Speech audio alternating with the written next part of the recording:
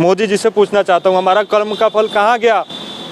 हम भीख नहीं मांग रहे हैं मोदी जी आपसे, हम अपना हक मांग रहे हैं, जिसके लिए हमने तपस्या किया, 5 साल 6 साल मेहनत किया, तब जाकर क्लियर हुआ था। आपने पल भर में हमारा सारा चीज़ छीन लिया मोदी जी। सर, इस तमाम प्रक्रियाओं को पास करने के बाद लड़का जब होता है कि अब ज्वाइन करने वाला है, उस समय आकर सरकार बोल देती है कि आपकी भर्ती रद्द कर दी जाएगी।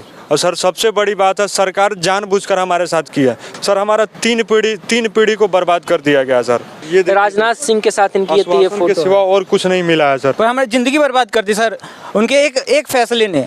राहुल गांधी से जब मुलाकात हुई थी, राहुल गांधी क्या कुछ कहे थे इस पूरे घटना? क्या है इन सभी को समर्थन देने के लिए यहाँ पे एक रिटायर्ड कर्नल है, कैसे देखते हैं सर इस पूरे घटना? मैं तो आपको सच्चाई बताऊं, हमने ऐसा माहौल देश में पहले कभी नहीं देखा है। कमिटमेंट दिया, उस कमिटमेंट को पूरा करें, और ये क्वालिफाई कर चुके हैं। और जिसकी एज निकल गई है उसको एज रिलैक्सेशन दिया जाए बेटे, नहीं तो ये क्या करेंगे, कहीं के लायक नहीं रहे। नमस्कार, आप उल्टा चश्मा यूसी देख रहे हैं और मैं हूं आपके साथ अभिनव कुमार। हमारी मौजूदगी अभी दिल्ली में है और आपको हमारे फ्रेम में हमारे पीछे जो युवा दिख रहे हैं, इन युवाओं के दिलों में एक तमन्ना है कि हम राष्ट्र के लिए और देश के लिए कुछ करें और देश की सुरक्षा में हमारा भी कोई योगदान हो। लेकिन सरकार इनकी मंशा पे लगातार पानी फेर रही है। हम इन युवाओं से जरा आपको समझाने की कोशिश करते हैं कि इनका क्या है, क्योंकि ये तमाम लोग डिफेंस की तैयारी कर रहे हैं, इनका हर चीज़ पूरा हो गया, इनका मेडिकल फिट है, इनका जो एग्ज़ाम हो एग्ज़ाम भी क्वालिफाई करेंगे, लेकिन इनको ज्वाइनिंग इनका नहीं हो पाया, क्योंकि सरकार कह रही थी कि जब ज्वाइनिंग लेटर आया तो उसमें कोरोना आ गया, उसके बाद भी अग्निपथ योजना आ गया, तो सरकार इनको कहते कि इस बार फिर एक तारीख दे दिया गया, इस तारीख नहीं अगले तारीख पे आपकी ज्वाइनिंग होगी, इसके बाद अगले तारीख पे ज्वाइनिंग होगी। इनकी मुलाकात तमाम लोगों से हो रखी है। राजनाथ सिंह जो रक्षा मंत्री से भी इनकी मुलाकात हो रखी है। रक्षा मंत्री ने भी यही कहा था कि जैसे ही कोरोना खत्म हो जाता है, कोरोना के बाद आपका ज्वाइनिंग हो जाएगा। साल 2023 खत्म हो गया, 24 आ गया, 2021 से ये युवा सड़क पर भटक रहे हैं, दर दर की ठोकरें खा रहे हैं। ये कोई एक प्रदेश से युवा नहीं है, देश के अन्य प्रदेश से ये तमाम युवा भटक रहे हैं दिल्ली की सड़कों पे, अपने न्याय की उम्मीद कर रहे हैं। सुप्रीम कोर्ट तक गए, लेकिन कहीं से कोई न्याय इनको नहीं मिला। आज जरा इनसे हम समझने की कोशिश करते हैं और आपको भी समझाने की कोशिश करते हैं इस पर्दे के पीछे कि क्या पूरी कहानी है, कहाँ क्या क्या घटना हुआ, कैसे इनका जो एक मनसा था उस मनसा पे कैसे पानी फिरा, इनकी क्या उम्मीदें थीं। अभी कुछ दिन पहले आपने सोशल मीडिया पे वो तस्वीर देखा होगा, ये तमाम युवा राहुल गांधी से भी मिल के आए हैं। राहुल गांधी से मिलने के बाद राहुल गांधी ने इनको क्या आश्वासन दी, वो तमाम चीज़ें हैं, एक एक करके जरा हम आपसे मिलने के और इनसे समझाने की आपको कोशिश करेंगे। हम आपसे शुरू करते हैं, कैसे देख रहे हैं? एक उम्मीद थी आपके दिलों में कि देश के लिए कुछ करें, लेकिन सरकार उसको करने नहीं दे रही है, कैसे क्या कुछ प्रक्रिया रहा, जरा विस्तार में? सर, मेरा नाम अविराज सिंह हुआ। सर, मैं 2021 में आर्मी की दौड़ पास कर चुका हूँ और मेडिकल पास कर चुका हूँ। हमारा परीक्षा और ज्वाइनिंग बचा हुआ था सर। लगभग 2 साल हमारा भर्ती को पोस्टपोन किया गया। लगभग समझिए कि 10 से 12 नोटिफिकेशन आई और उसमें नोटिफिकेशन में बोली गई, कोरोना का बहाना दिया गया, कोरोना का बहाना देकर बार बार पोस्टपोन किया गया। और लगभग सर इस दौरान जब हमने भर्ती निकाला, उस समय हमारा 21 साल उम्र था। जीडी में मैं क्वालिफाइड था, जीडी में मेरा क्लियर था। 21 साल की उम्र में भर्ती क्लियर किया और 2 साल हमें भ्रम में रखा गया, डार्क में रखा गया कि अब आपकी ज्वाइनिंग कराई जाएगी, अब आपकी भर्ती ली जाएगी, अब आपकी एग्ज़ाम कराई जाएगी। इसमें 3 कैटेगरी के लड़के थे। कुछ लड़के थे जिनका एग्ज़ाम बाकी था, कुछ लड़के थे एनसीसी वाले, उनका ज्वाइनिंग था, कुछ ऐसे लड़के थे जिनका सारा चीज़ क्लियर था, डॉक्यूमेंटेशन भी हो गया था, सिर्फ ज्वाइन करना था। सर, इन तीनों मतलब युवाओं को, तीनों कैटेगरी के युवाओं को लगभग 2 साल तक भ्रम में रखा गया। बोला गया कि अब होगी। सर, राजनाथ सिंह जी से उस दौरान हम लोग रैली में मिले, वहाँ भी आश्वासन मिला कि होगी, लेकिन नहीं हुआ। 21 साल की उम्र में भर्ती हुए, 2 साल सर डार्क में रखा गया, 21, 2, 23 साल। और उसी दौरान आया अग्निपथ योजना आकर एकाएक हमारे सर पे थोप दिया गया और बोला गया कि अब जो भी लड़के भर्ती होंगे अग्निपथ योजना के तहत होंगे। तो सर, हमारा 23 साल एज भी हो गया, ना तो सर हम अग्निपथ में जा सकते हैं, ना कहीं जा सकते हैं। हमारा एज भी ओवर कर दिया गया और जो हमारा पुराना पेंडिंग भर्ती था उसे भी रद्द कर दिया गया। सर, आप खुद सोचिए, लड़का 5 से 6 साल मेहनत करता है तब जाकर उसका दौर क्लियर होता है। बिल्कुल, 5 से 6 साल मेहनत करने के बाद में दौर क्लियर होता है। ठंडा, गर्मी, बरसात सबको मतलब हर परिस्थिति से गुजरता है तब जाकर उसका दौर क्लियर होता है। और सर, थोड़ा सा अगर यहाँ पे कट भी जाए तो मेडिकल अनफिट हो जाता है, थोड़ा सा आँख में कोई प्रॉब्लम हो जाए उससे अनफिट हो जाता है। सर, इस तमाम प्रक्रियाओं को पास करने के बाद लड़का जब होता है कि अब ज्वाइन करने वाला है, उस समय आकर सरकार बोल देती है कि आपकी भर्ती रद्द कर दी जाएगी। सर, हम लोग कहाँ जाएंगे सर, क्या करेंगे सर? आप खुद सोचिए सर, आप पत्रकारिता करते हैं, आपका सारा चीज़ क्लियर है, आप ज्वाइन करने वाले हो, आपको बोला जाए कि आपकी भर्ती निरस्त की जाती है, अब जाकर दूसरा कोई काम ढूंढ लीजिए। सर हो पाएगा आपसे? नहीं होगा सर। और सर सबसे बड़ी बात है, सरकार जानबूझकर हमारे साथ की है ताकि ये लड़के बेरोजगार रहे। सर हमने क्या बिगाड़ा था इनका, क्या बिगाड़ा था? मोदी जी से पूछना चाहता हूँ, क्या बिगाड़ा था सर आपका? आपने पल भर में हम सबकी ज़िंदगी बर्बाद कर दी। लगभग सर 1.5 लाख युवा है, 1.5 लाख युवा इसमें प्रभावित है। इससे 1.5 लाख युवा का मतलब हुआ 1.5 लाख परिवार, और 1.5 लाख परिवार में लगभग 10 लाख लोग उससे प्रभावित हुए हैं। सर इसमें मतलब लड़के लगभग 2-2 ढाई लाख रुपए कर्ज लेकर अपना एकेडमी में पढ़ाई किए 2 साल। और उस दौरान सर कितने ऐसे लड़के थे जिनका शादी तय हो गया था, कितने ऐसे लड़के थे जिनकी बहन की शादी थी और बहन के शादी के पैसे जो रखे हुए थे उस पैसे को लगाकर पढ़ाई किया, और उसको उम्मीद था कि फ़ौज में भर्ती हो जाऊंगा तो मेरी बहन का शादी अच्छे घर में होगा, मेरा छोटा भाई अच्छे से पढ़ाई कर पाएगा, मेरे पापा मेरे फैमिली अच्छे से रह पाएगा। सर हमारा 3 पीढ़ी को बर्बाद कर दिया गया सर। आप खुद सोचिए सर, अगर आज हम फौज में अगर भर्ती रहते तो हमारा पूरा फैमिली खुश रहता, हमारा आने वाला भविष्य भी खुश रहता। अभी तो पूरा बर्बाद कर दिया गया सर। कहाँ जाए हम लोग, क्या करें सर? दर की ठोकरें खा रहे हैं, दिल्ली में कहीं फुटपाथ पे रह रहे हैं, जहाँ मतलब जगह सोना नहीं चाहिए उस जगह पे रह के हम लोग सो रहे हैं। ये लोग लगातार दिल्ली की सड़कों पे भटक रहे हैं, ये कड़ाके की ठंड है, हम और आप एसी में जाके हीटर में आनंद ले रहे हैं ठंडा का, लेकिन ये लोग इसी प्रकार सड़क पे ये तस्वीर है राजनाथ सिंह के साथ इनकी, ये फोटो के सिवा और कुछ नहीं मिला है सर। लगभग 3-4 बार इनसे हम लोगों की मुलाकात हो गई है सर, लेकिन आश्वासन के सिवा कुछ नहीं मिला। ले जाते तो क्या कहा जाता? बस आश्वासन देते हैं कि अब आपकी भर्ती करा दी जाएगी, कुछ प्रशासनिक कारणों के द्वारा आपकी भर्ती मतलब कारण की वजह से भर्ती। आखिरी मुलाकात कब हुई थी सर? 21 मार्च को हुई थी सर।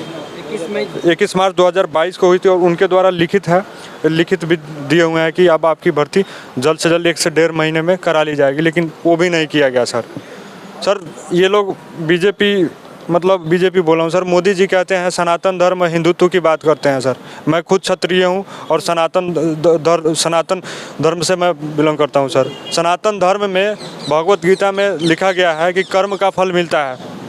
तो सर हमने कर्म किया तो हमारा फल कहाँ गया? मोदी जी से पूछना चाहता हूँ, हमारा कर्म का फल कहाँ गया? हम भीख नहीं मांग रहे हैं मोदी जी आपसे, हम अपना हक मांग रहे हैं, जिसके लिए हमने तपस्या किया, 5 साल 6 साल मेहनत किया, तब जाकर क्लियर हुआ था। आपने पल भर में हमारा सारा चीज़ छीन लिया मोदी जी।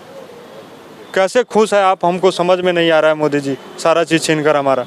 आपके हाथ में ये एक नोटिफिकेशन है, जो नोटिफिकेशन जरा एक बार कैमरे पे दिखाइए इस नोटिफिकेशन को। और इसमें इनको बार बार इस नोटिफिकेशन में ये कहा जाता है कि अगली बार आपकी कुछ दिन बाद आपकी बहाली हो जाएगी, कुछ दिन बाद आपको ज्वाइनिंग दे दिया जाएगा, लेकिन वो नहीं मिला। कहाँ से आए हैं और क्या कहना चाहते हैं? सर मेरा नाम शिवम है, मैं सर यूपी हापुड़ से आया हूँ सर। जी सर दिसंबर 2019 में सर एक नोटिफिकेशन आया था एयरफोर्स की वेबसाइट पे जी। उसके लिए सर एग्ज़ाम मार्च 2020 में होना था, जो कोविड के फर्स्ट वेव की वजह से नवंबर 2020 में पोस्टपोन होकर तब हुआ था सर, जिसका रिज़ल्ट दिसंबर में आया था। उसके बाद हमारा फिजिकल जनवरी 2021 में हुआ था सर। फिर फरवरी और मार्च में मेडिकल चला था, मेडिकल हम क्वालिफाई करके फिर 31 मई को सर एक लिस्ट आई थी एयरफोर्स की वेबसाइट पर कि इसमें इतने बच्चे फिट हैं, इतने बच्चे अनफिट हैं। सर उसी लिस्ट में लिखा गया था कि 10 जुलाई 2021 से आप सबकी ज्वाइनिंग लेटर आने लग जाएंगे। एक एनरोलमेंट लिस्ट आती है, उसमें जिनके ज्वाइनिंग लेटर आने होते हैं उनके नाम लिखे होते हैं। तो 10 जुलाई की डेट दी गई थी, 10 जुलाई 2021 को। फिर उस दिन 10 जुलाई 2021 को एक नोटिफिकेशन आता है कि due to administrative reason your enrolment list is delayed. तो उसमें डिलेड का नोटिस आने के बाद फिर उसके बाद सर 3-4 बार फिर कोविड सेकेंड वेव का नोटिस आने लग जाता है कि कोविड की वजह से आपकी ज्वाइनिंग डिले है।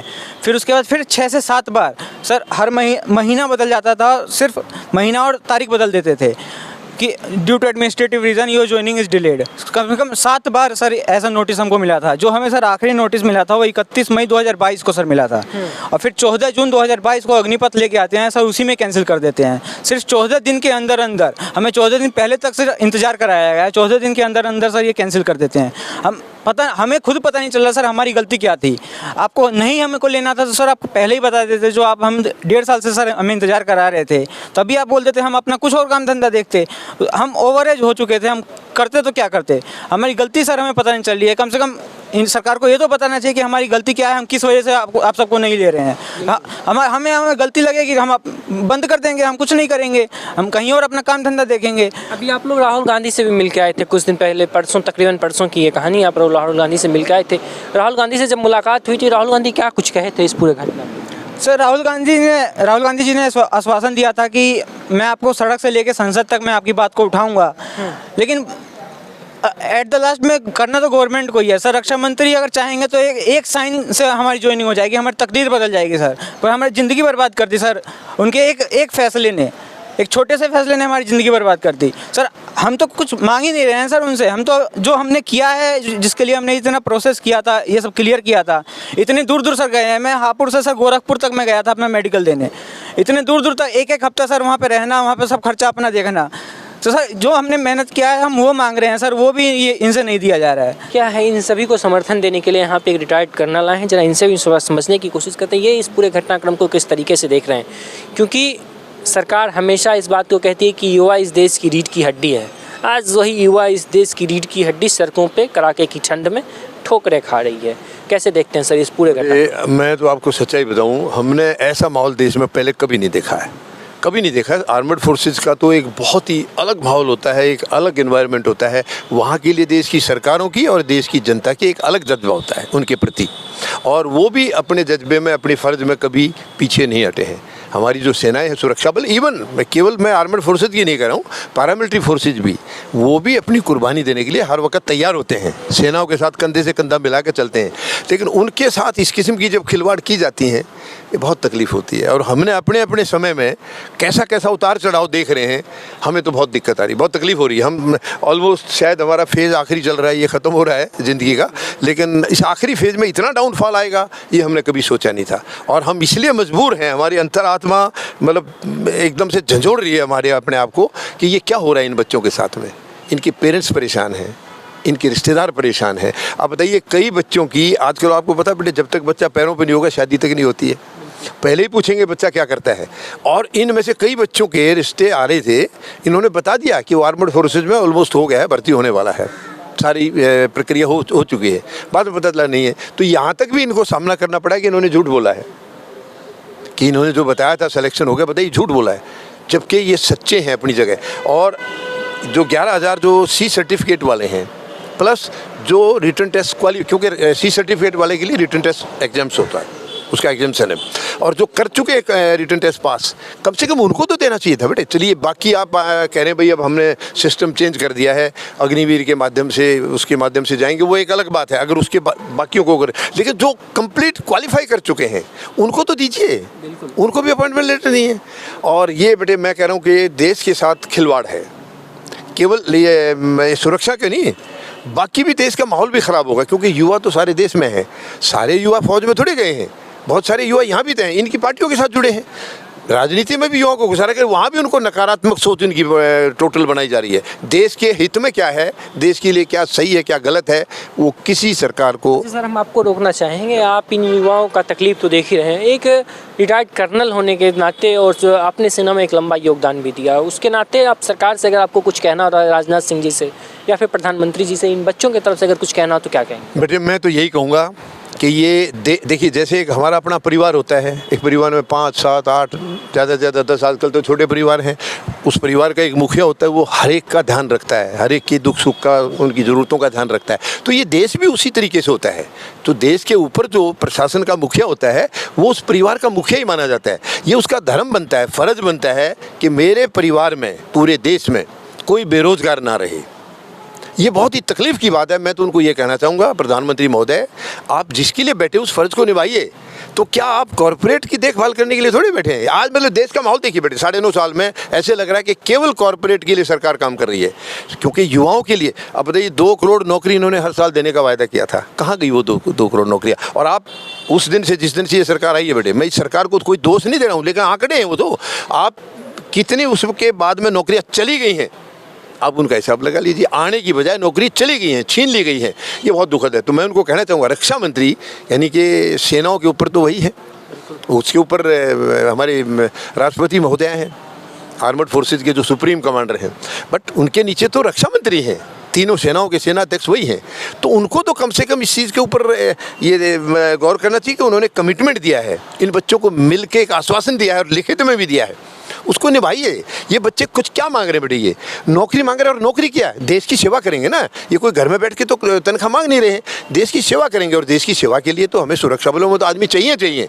तो जो प्रक्रिया पूरी कर चुके हैं, जो कि एक लगातार भर्ती देश में होती रहती थी, टाइम पर जगह जगह रैलियां भी होती थी स्टेट वाइज भी, उसी प्रक्रिया में ये लोग सारे टेस्ट वेस्ट क्वालिफाई कर चुके हैं, तो इनको तुरंत नौकरी दी जाए बिना देरी के, क्योंकि ये देश के लिए, पूरे युवाओं के लिए गलत है, और पूरे युवाओं के साथ जो उनके परिवार जुड़े हैं, इस सारे परिवारों के लिए एक बहुत ही दुखद स्थिति है।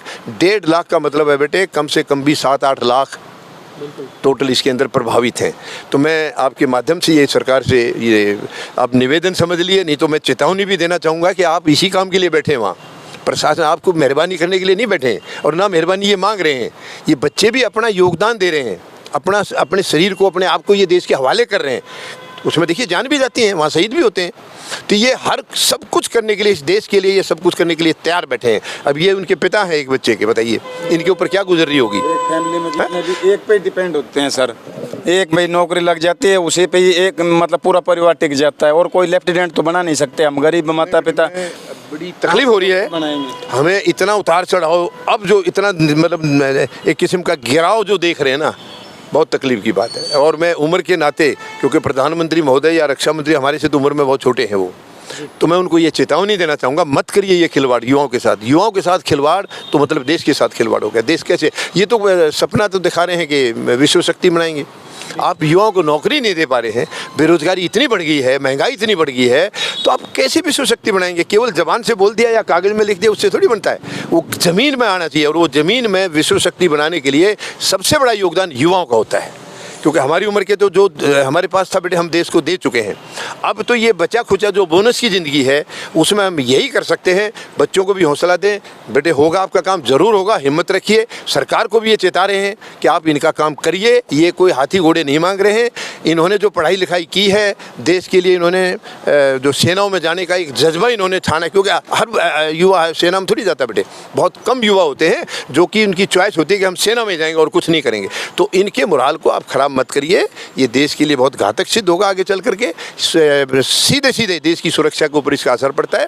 तो आप मेहरबानी करके जो इनको कमिटमेंट दिया है, उस कमिटमेंट को पूरा करें, और ये क्वालिफाई कर चुके हैं, और जिसकी एज निकल गई है उसको एज रिलैक्सेशन दिया जाए बेटे, नहीं तो ये क्या करेंगे, ये कहीं के लायक नहीं रहे, क्या करेंगे ये बताइए।